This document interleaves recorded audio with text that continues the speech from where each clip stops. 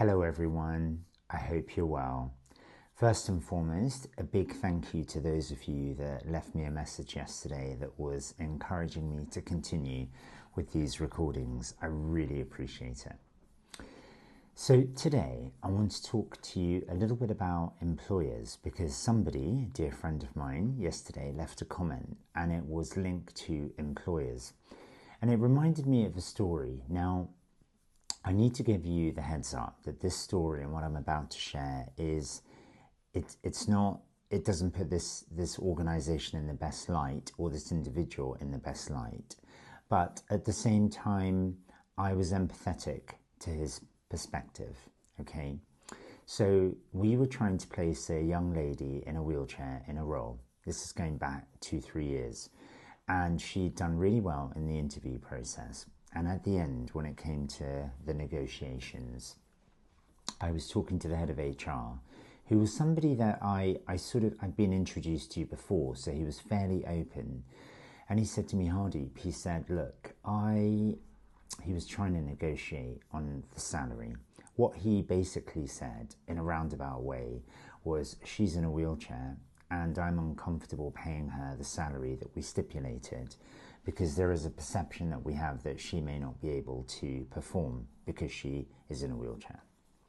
So he wanted to reduce her salary. That was the first issue.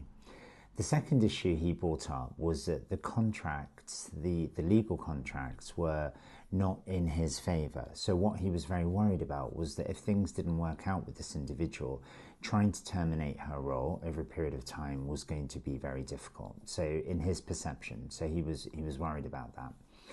And the third thing that he tried to negotiate on was that he said, Hardeep, I don't actually feel we should be paying Kaleidoscope Recruitment a recruitment fee, even though our fee was 10% as opposed to 20%, because he said, we're doing your client a favour by giving her a job, because a lot of people with disabilities don't get employment, and we're doing you a favour by putting her into a job, so therefore we don't want to pay a fee.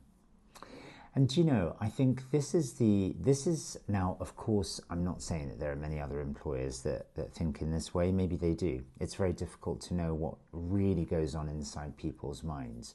But there is definitely a perception out there that we need to change. And rather than just thinking about the challenges around people with disabilities and hiring them, what we need to think about is the value that they can bring to the table.